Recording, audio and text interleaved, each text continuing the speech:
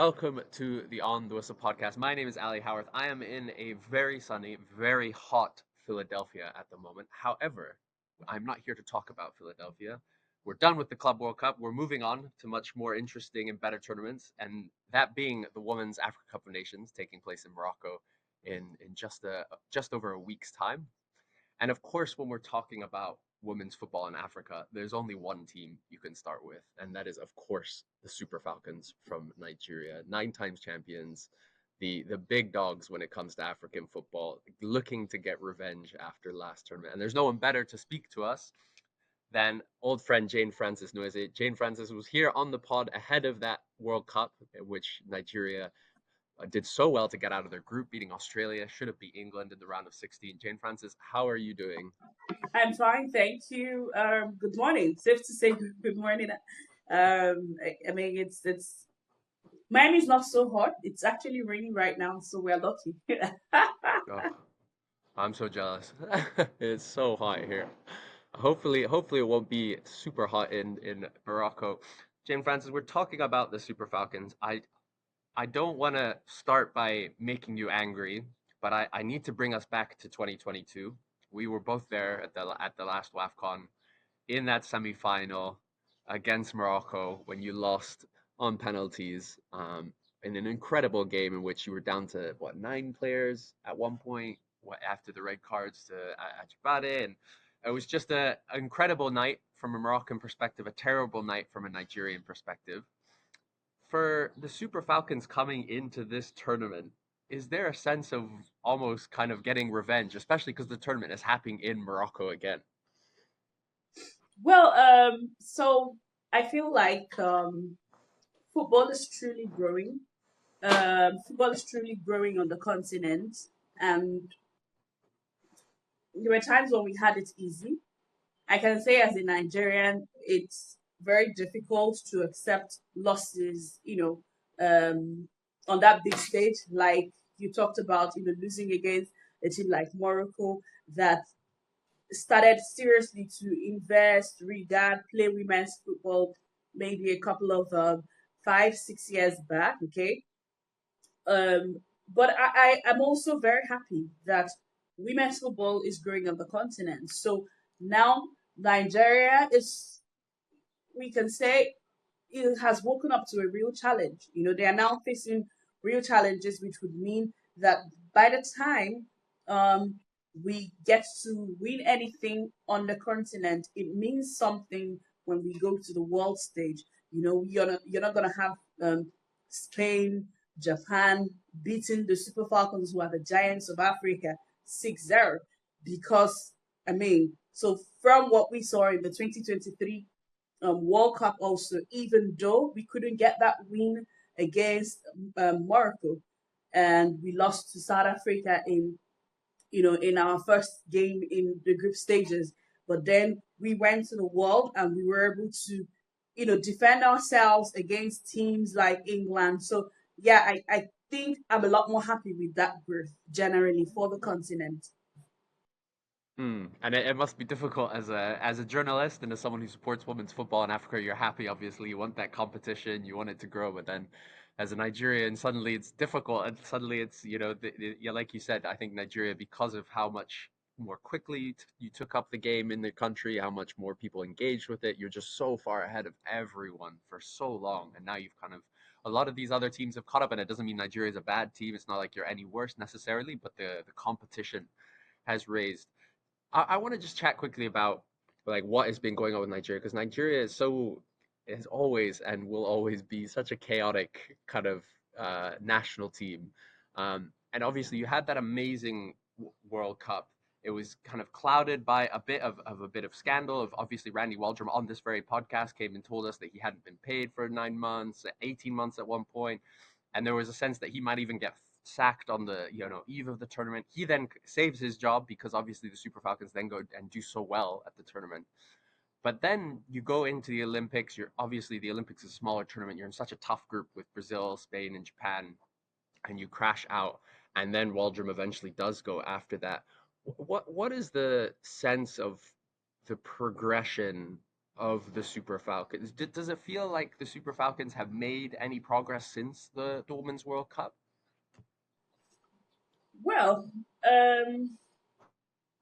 significantly, I'd say no. Significantly, I'd say no because so the issues that we had about the Super Falcons, maybe since 2016, is still there. There's no proper planned team activity rolled out for the year. Where you come out in like 2024 after the World Cup, and then you have like a calendar for the Super Falcons. They'd be playing in this window. We don't know who the opponent is, but we're going to try to utilize, or even you understand. So we haven't seen that growth. There's also, I mean, we also did not hear of an announced clear cut plan of, okay, so now we know that this team is a team that grew or got its dominance or its, what's the word to use, achieved what it has achieved over the years with a core of home based players, and we don't want to lose that identity. So we try, while we know that football is growing, but then we also don't want to, leave out that homegrown identity aspect of the team. So we're trying. So we don't hear anything about that, and I feel like it still means that there's no clear cut approach to how the team is managed. So it's just what you feel like, how you see it at every given time, and you will agree with me, Alasdair, that that's not really the best approach to go because just like the coach Madugu was saying after the Portugal friendly, when someone asked him about which I'm very sure you're going to bring up again, a gift Monday, and then so he was talking about that there are many talents in different positions, and then it's difficult. But then when you have a plan, you know, it's not going to be that difficult anymore because like you have a structure you're following. You already know who is in the pool. You know who is the one, two, three. So I feel like until we get there, there's no significant progress for the Super Falcons. Sorry, I'm also going to digress a little bit, but yesterday in the press conference with the Mamelodi Sundown coach, he talked about the fact that a lot of the teams um, in Africa, like Esperance, Alali, so they have a pool where they promote players from. So when you have a pool, it means everybody understands the identity of the team, and that's what it does for you. Presently, having just three players from the under 20 team into the Super Falcons team, well, maybe that is similar to having a pool, but that definitely, is not really because those players still don't get the identity of the Super Falcons team. So until we get to that level where we have a pool and then everybody, kind of plays in a certain kind of way, not that I'm playing under this coach in this certain situation and then I move up to Super Falcons and I have to struggle to adapt and maybe I'm going back to under 20 again. So I keep juggling, the tactics or the play approach of the two different coaches. And I find that so frustrating about the Super Falcons because, like you said, in terms of the talent pool, is probably the best in Africa. The amount of players, we'll get into the squad in a minute, but the amount of players that are just playing for the national team are so good is crazy. But then you look at the kind of level of preparation, obviously, and kind of chaos around the team. Obviously, last WAFCON, the players ended up boycotting training ahead of their third round playoff, in which they lost to Zambia. There was yeah, like we said, rumors about the coach being sacked on the verge of the tournament, and even since the Olympics last summer, right? Is you played a few friendlies against Algeria, which obviously good. Played that big friendly against France, which I think is a great experience. Since then, in 2025, Nigeria have played two matches, right? Home against Cameroon. Yes, I know that was meant to be two games, and there was kind of its own disaster that didn't happen. And then obviously the warm up game against Portugal, just a couple of days ago. For context, in 2025, Morocco have played 7 games. They've put in the preparation for this tournament. Even I would say Tanzania, if I look at Tanzania, I think they've played 8 or 9 games. And so it's crazy to me that, Tanzania, a country that's qualified for the WAFCON once before, that has no pedigree, is somehow coming into this tournament better prepared than the Super Falcons. I think for me that is like so frustrating because the team is being held back by the lack of preparation. Now, obviously, this is always going to be a big topic, and even I think Rashida Ajibade was talking about it a few months ago about she wants to make sure that the payments come on time. We'd even heard that the Super Eagles team hadn't been paid for their appearances at the Unity Cup or their friendly in Russia. Do you know coming into this tournament, have the players been paid? Are they going to be paid? Do we know that they're not going to have to boycott a game like they had to at the last WAFCON? Well, so money issues not particular to Nigerian football. Nigeria is a country that is um, struggling economically, in all sectors. So it's not like, I mean, every other sector is great, and then it's just the Nigerian football that seems to have a challenge. And like I said, when I was talking about significant growth, so you may also want to add that, you know, we haven't been able to market this team also, which beats my imagination. Me, you would agree with me that it's difficult to say that in we started talking about Mission X since 2022, right? And I mean, um, you would ask yourself, if we get the Mission X, what is anybody gonna do with it? Like, would would would would it suddenly confer a commercial value on the like, do you think that the NFF is saying, Mission X because they believe that when we get this X, now we're going to be approaching sponsors, to tell them that this team have won 10 times and so they're going for, I mean, so for me, it's unbelievable that tournament after tournament, with the success that the team have achieved on the continent, we're still not able to market them. Because when you market them, you don't have to wait for maybe tournament money from CAF or FIFA to Mm.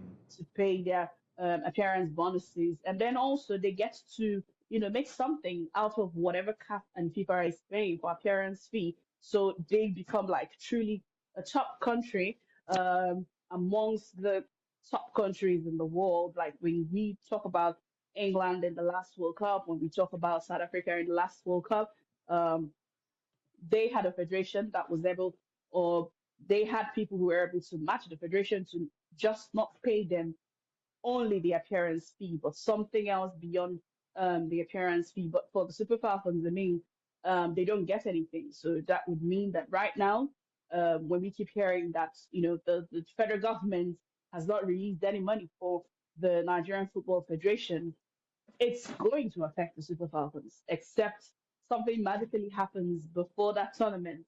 Because like presently we are 90% government funded. I'm leaving at the 10% to what we get from maybe Nike, um, and the other brands, that you see when NFF have a football event. And so I'm leaving at the 10%. But trust me, that 10% can't do much for the Super Falcons. So yes, we expect that there's going to be a money issue, and I'm also scared that it won't be addressed so well because we're used to, thinking that you can bully your way out of these things and say, it's an honor to represent your country. Whether we pay you or not, you shouldn't talk about that. But that's what brings the issue. Because if you respectfully explain to any adult that yes, we've not had a good reputation, but this is the situation, and we're promising you that just like the last one, it took us 3 months, to offset and all that. Everyone has an understanding. But my problem is that, you know, are we gonna be um tactical enough to manage this discussion well and not leave the players assuming, are we going to be played? Do we have to strike in the middle of the tournament just to get an attention and get paid? So yeah, expect our usual drama. It's part of what makes the WAFCON tick. I mean, without this drama, it's like, did Nigeria really come for this tournament? It's so true. It's so true. It's kind of makes me laugh, but also makes me cry.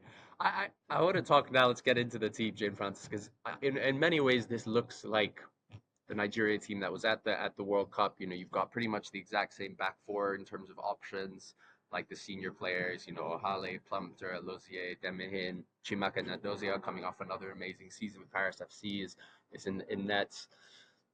I think for me the big question is what is going on with Asisat Oshoala, because coming into the last WAFCON, she was peak of her powers, playing at Barcelona, superstar, this just incredible player.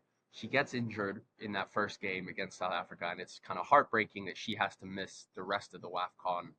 Even and then same coming into the World Cup, she comes in, but she's not fully fit. She's carrying an injury. She still is excellent. I think I remember is the Australia game. She comes off the bench, immediately creates a goal.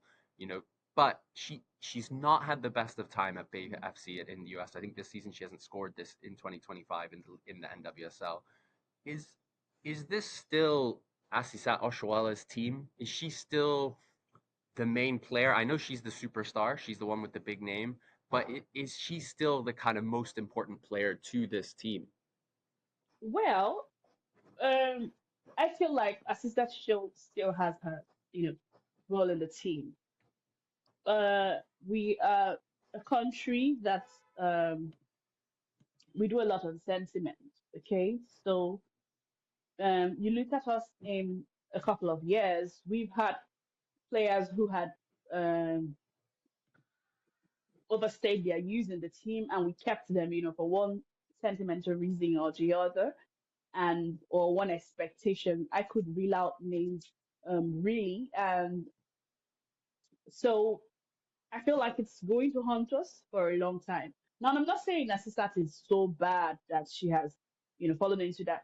We still expect. I'm sure you've interviewed a couple of teams in this FIFA Club World Cup where they are talking about having legendary players, and they're saying, it's beyond even what you see on the pitch. It's also about the leadership that they bring to the team and all that. So it kind of tells you, yeah, that I mean, it's also maybe what we are looking forward to from Asisat beyond that she's going to bully the defenders like she used to and get us a goal, but that she's going to be an inspiration also for the other players.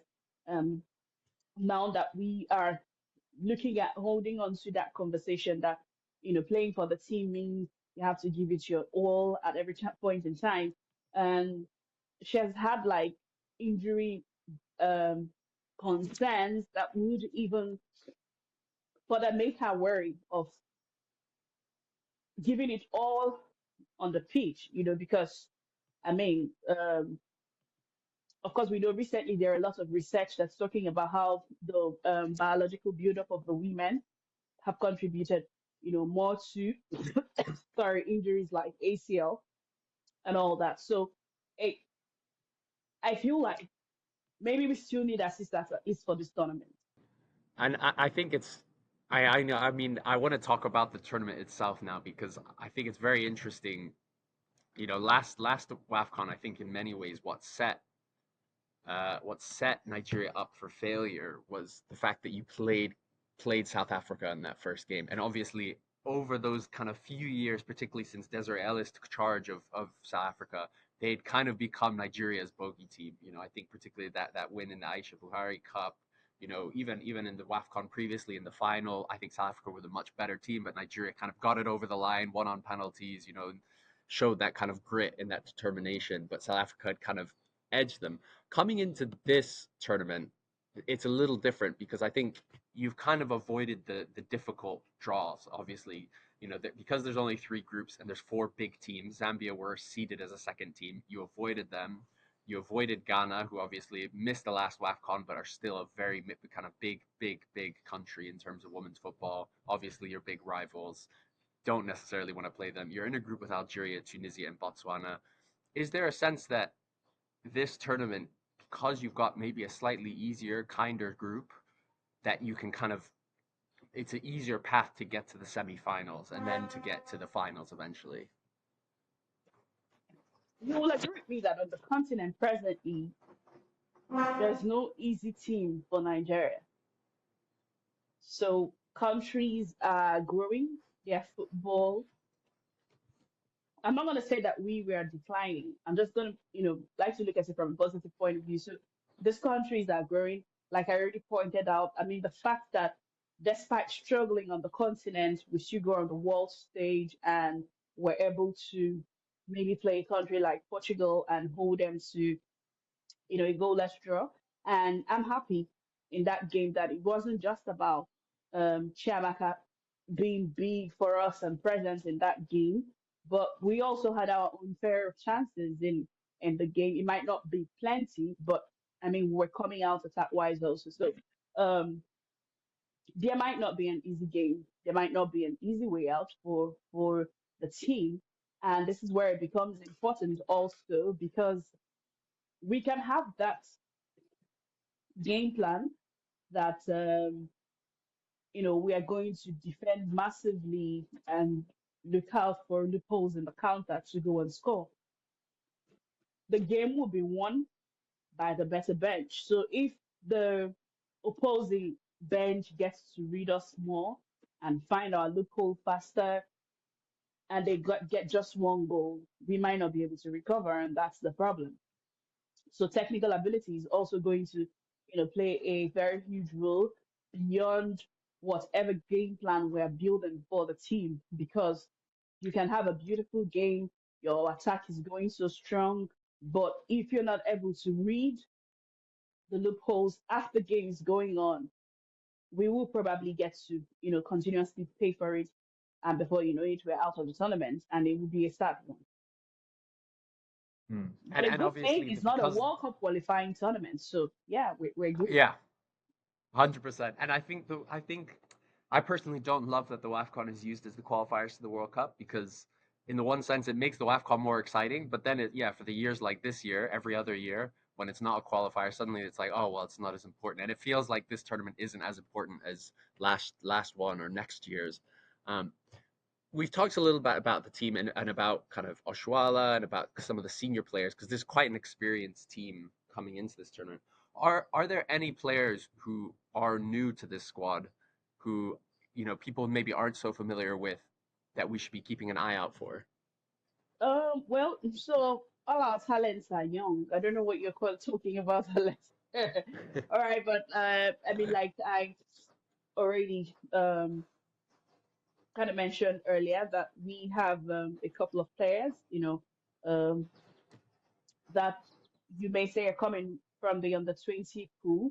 And that's exciting for us because that was also how the likes of Ajibade came into the team, Chidimma Okeke, Ihezwo, who was absent for a while and is also returning, Anam Imo.